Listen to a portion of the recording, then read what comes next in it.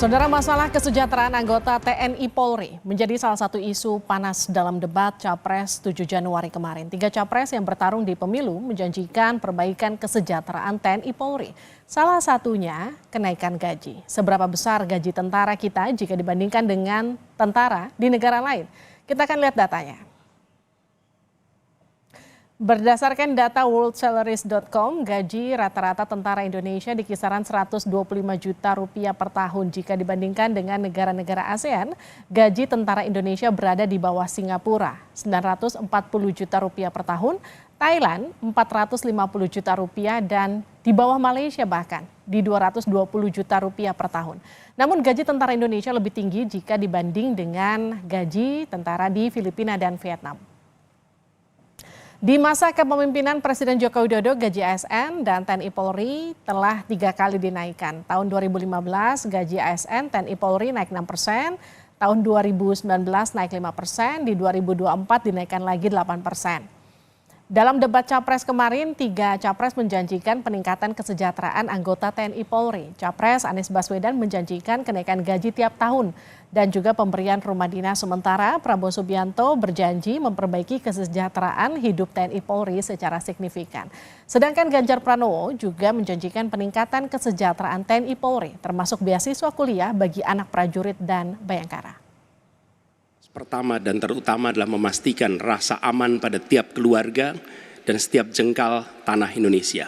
Dan itu artinya kita memastikan bahwa mereka yang diberi tugas untuk mengamankan dipikirkan kesejahteraannya. Memastikan bahwa kenaikan gaji tiap tahun, memastikan mereka punya rumah dinas, memastikan kesejahteraannya aman. Sehingga mereka bisa konsentrasi. Siapa itu? TNI, Polri, termasuk ASN di bidang pertahanan. Itu kunci nomor 1. Saya juga akan memperbaiki kesejahteraan dan kualitas hidup TNI, Polri, dan ASN secara signifikan. Saya mengajak semua bangsa bersatu, rukun, dengan kerukunan, dengan persatuan, kita akan jadi kuat. Tentu kesejahteraan prajurit dan keluarga menjadi begitu penting untuk mendapatkan perhatian. Dan beasiswa kuliah untuk anak prajurit dan bayangkara yang membutuhkan perlu kita lakukan. Indonesia Garda Samudra. We are Groot. Habis. Saudara, 3 calon presiden juga terlibat debat panas soal kesejahteraan anggota TNI Polri. Capres Prabowo janjikan akan tingkatkan kesejahteraan anggota TNI. Anies Baswedan mengkritik janji Prabowo yang akan tingkatkan kesejahteraan TNI Polri. Padahal ia saat ini menjabat sebagai Menhan. Sedangkan Ganjar Pranowo usulkan perencanaan bottom up termasuk dalam hal kesejahteraan prajurit. TNI, tentara kita, polisi kita, semua bekerja luar biasa di lapangan. Kita harus berikan rasa hormat dan terima kasih. Karena mereka mengerjakan hal-hal yang sulit, hal-hal yang berat. Tapi sisi kebijakan menurut saya lebih parah. Kenapa? Di era Pak SBY, kenaikan gaji terjadi 9 kali. Selama era ini hanya bernaik gaji 3 kali dan akan naik nanti tahun depan. Karena menjelang pemilu mungkin naik gajinya. Tapi di sisi lain, kesejahteraannya tidak dipikirkan dengan serius. Tukin hanya 80%. Lihat Kementerian Keuangan, lihat Kementerian PUPR. Menteri-menterinya mengusahakan peningkatan tukin di mereka. Maka kami tidak mau kalau kemudian mereka, mohon maaf, bertempur dan mati sia-sia. Saya tidak rela. Maka itulah yang saya bela. Maka perencanaan bottom up itu betul-betul sebuah perencanaan yang mereka inginkan. Mereka harapkan.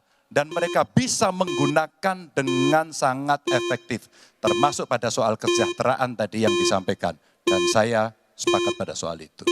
Saya kira kalau saya dapat mandat, saya akan perbaiki kualitas hidup TNI, kualitas hidup Polri, memimpin supaya TNI dan Polri menjadi yang terbaik yang bisa kita bangun.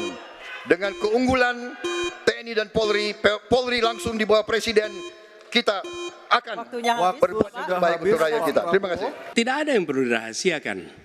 Bapak Presiden menyampaikan, Bapak punya lahan lebih dari 340.000 hektar, sementara TNI kita, prajurit kita, selebih dari separuh tidak punya rumah dinas. Itu fakta, tidak perlu dibicarakan secara tertutup. Itu kekurangan yang harus kita perbaiki. Dan ketika tadi Bapak mengatakan, Bapak akan meningkatkan kesejahteraan.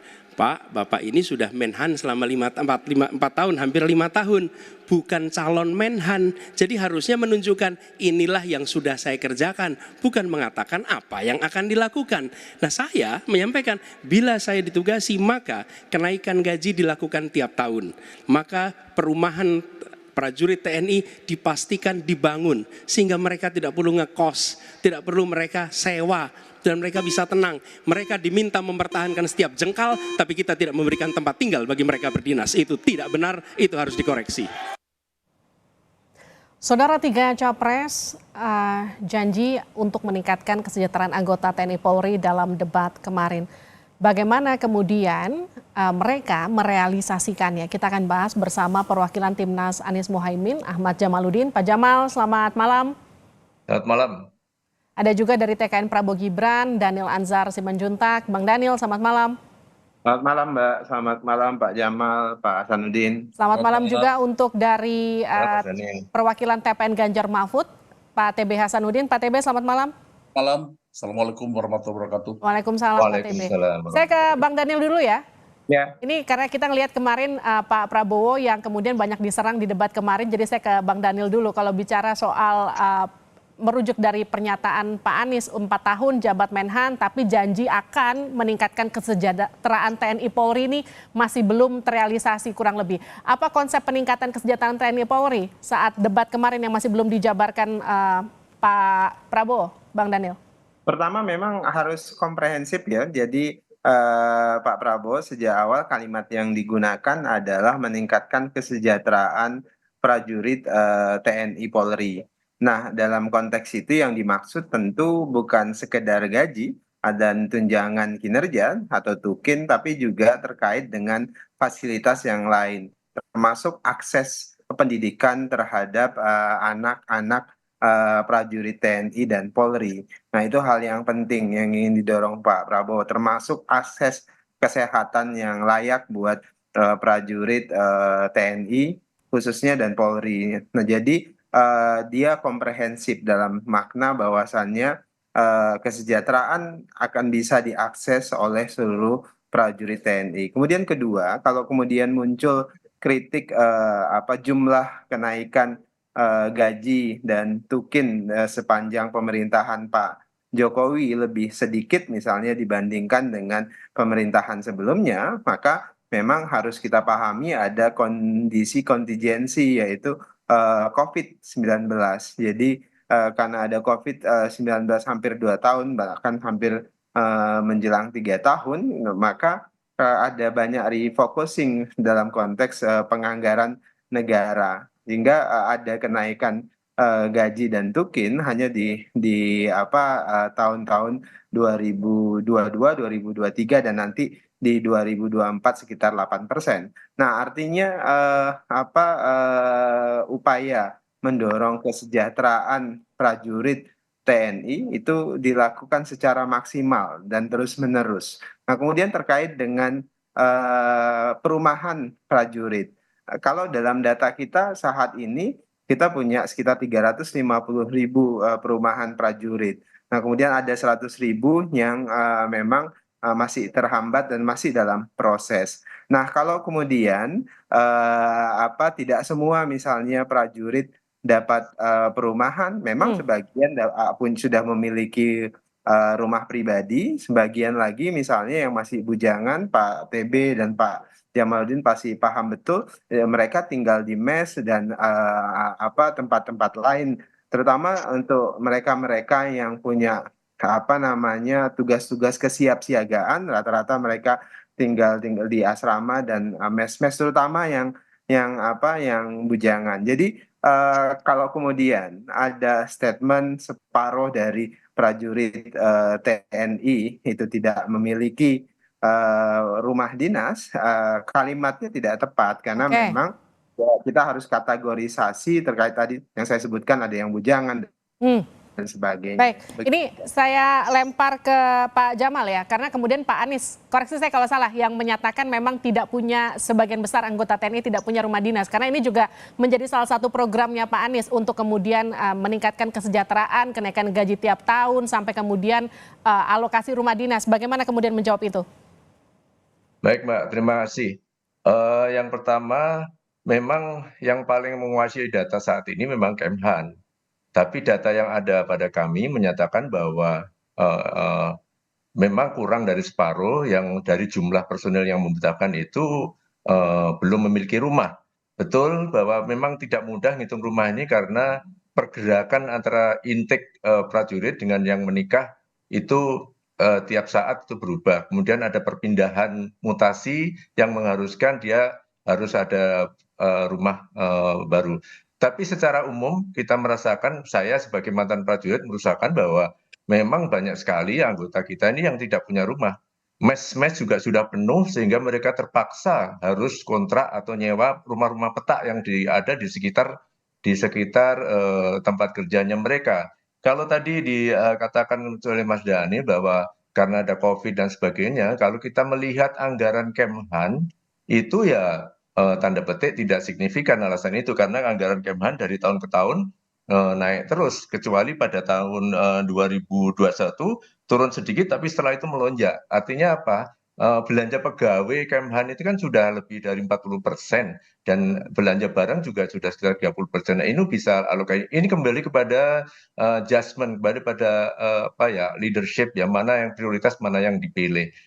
Untuk mengatasi ini maka kami dari 01 tuh langsung aja to the point gitu bahwa kami memiliki program yang namanya TNI Polri Siap.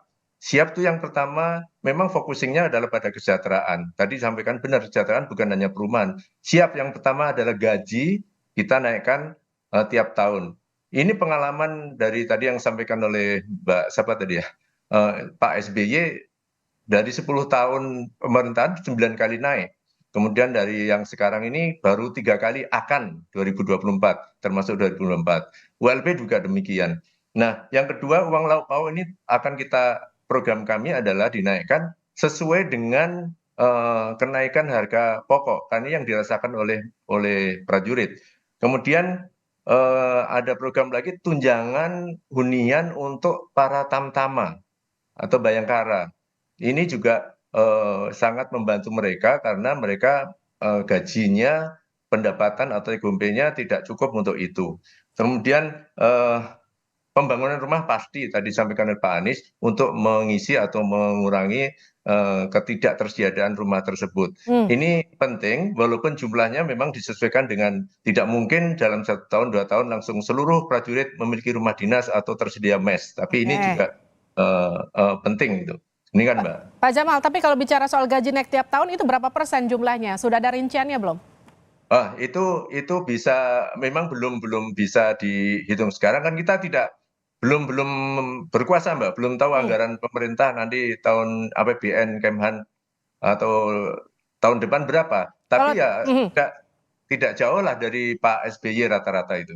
Kalau tadi Bang Daniel bilang ya kenaikan itu agak sulit memang kalau kita melihat kondisinya. Seperti misalnya ada kondisi COVID, nggak bisa naik gaji, gajinya tertunda, hanya naik gaji beberapa kali. Ini bagaimana kemudian ketika ini terjadi di masa pemerintahannya Anies Muhaimin nanti ketika terpilih? Mbak, COVID itu kan mulainya katakanlah 2001, 2022. Sementara kita pemerintahan sudah 10 tahun Mbak, hampir 10 tahun. Jadi menurut Anda nggak ada alasan ya Pak? Nyatanya anggaran Kemhan itu tidak pernah turun sedikit di 2021 dan setelah itu 2022 itu naiknya cukup signifikan. Jadi ya kembali lagi ini masalah adjustment prioritas dari menteri. Oke, soal prioritas nanti saya akan berikan waktunya untuk Bang Daniel menjawab itu, tapi saya ke Pak TB dulu.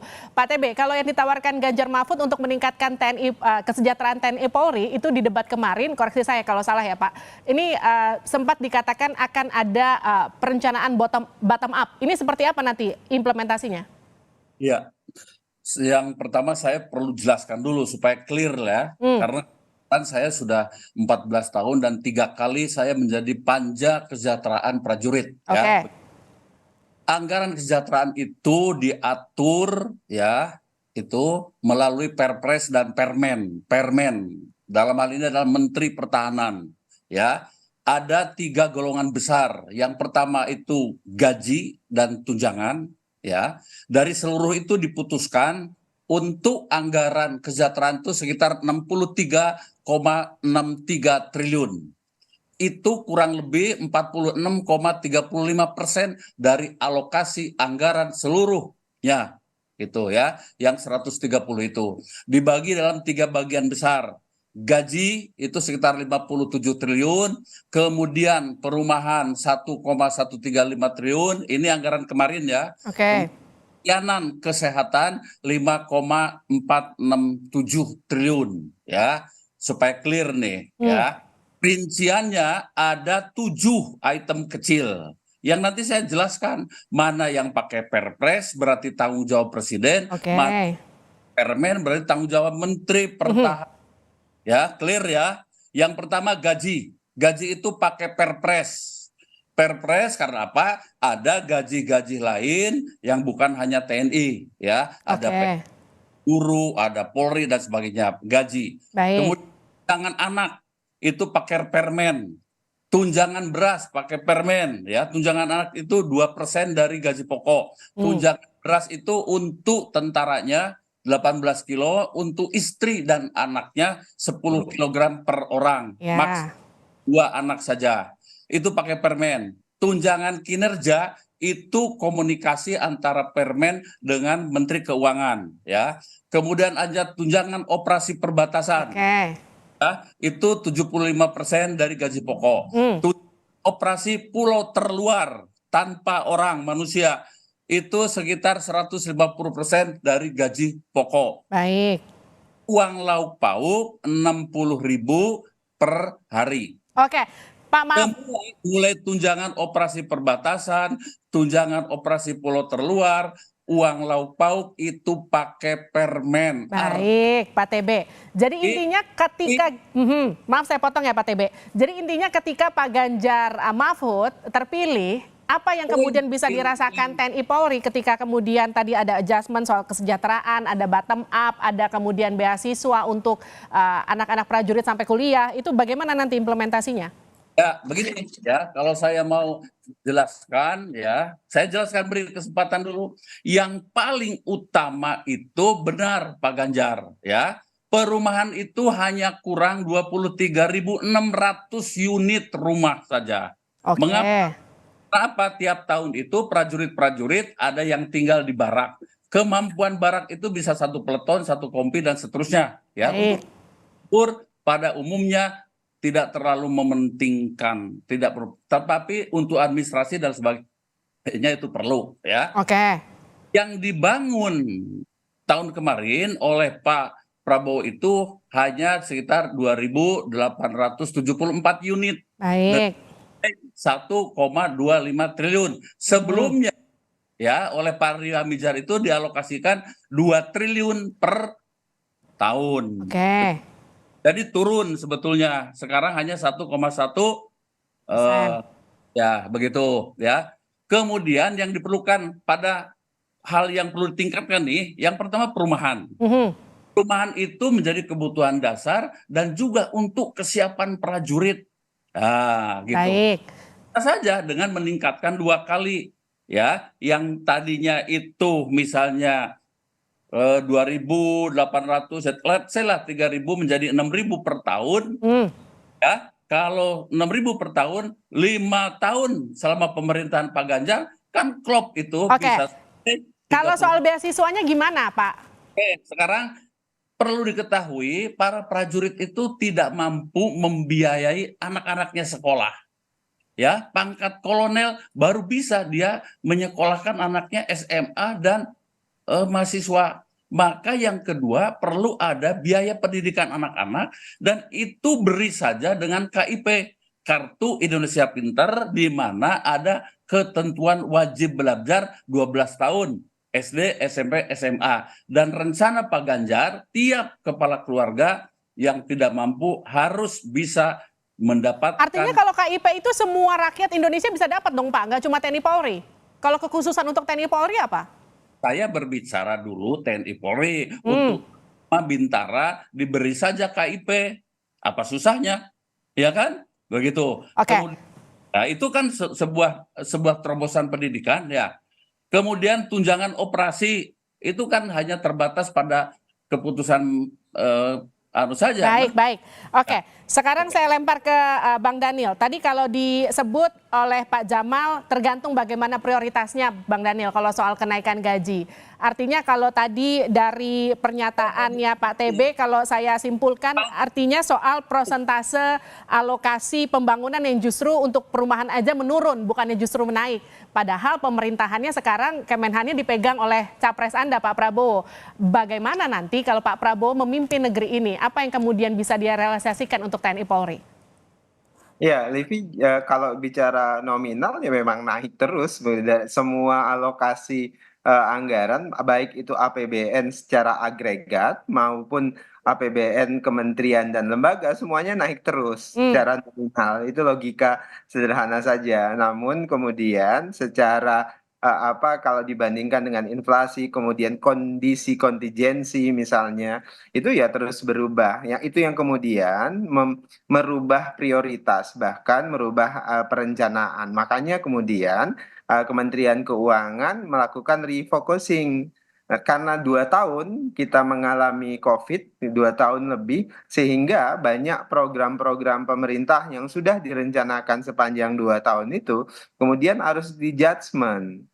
Kemudian ada trade off, ada pengorbanan di konteks itu memang. Nah, ya. kemudian itulah kenapa kemudian agenda-agenda banyak agenda, termasuk agenda alutsista, termasuk agenda perumahan dan sebagainya, itu di refocusing untuk penanganan COVID-19. Hmm, Jangan lupa, salah satu leader penanganan COVID-19 itu adalah TNI dan Kementerian Pertahanan. oke. Ya, bahkan di lapangan prajurit-prajurit TNI dan Kementerian Pertahanan, dokter-dokter militer itu adalah pihak-pihak yang paling banyak terlibat di situ. Hmm, Dan terus terang anggaran-anggaran Kementerian Pertahanan itu banyak terserap dalam penanganan-penanganan oke.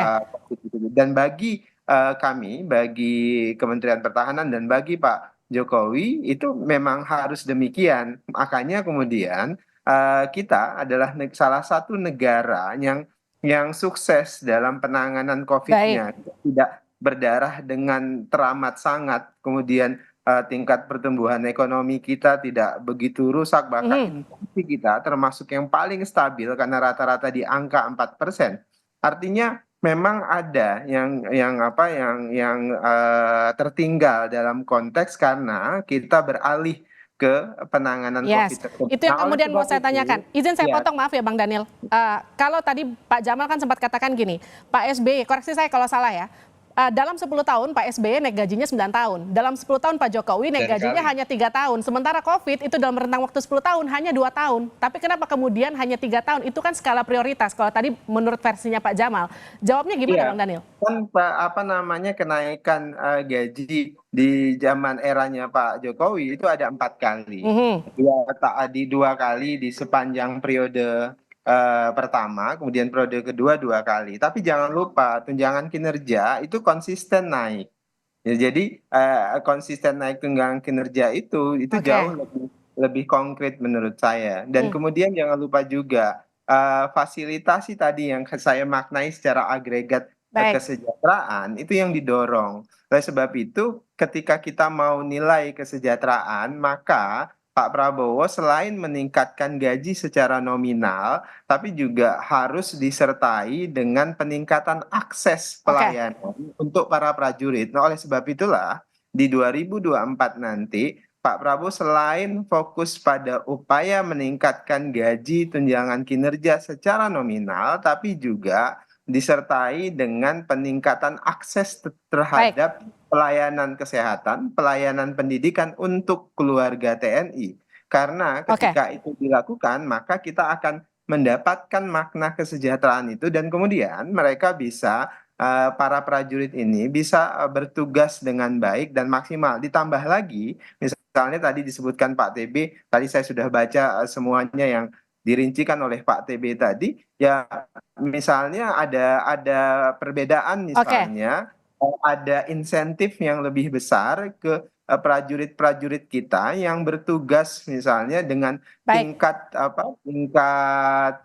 kesiapsiagaan yang lebih tinggi, kira-kira Oke. begitu. Terima kasih sudah bergabung. Mohon maaf waktu kita terbatas. Pak Ahmad Jamaluddin, terima kasih Pak Jamal. Terima kasih juga Bang Daniel Anzar. Terima kasih juga Pak DB Hasanuddin sudah bergabung di Sapa Indonesia Malam. Sehat-sehat selalu.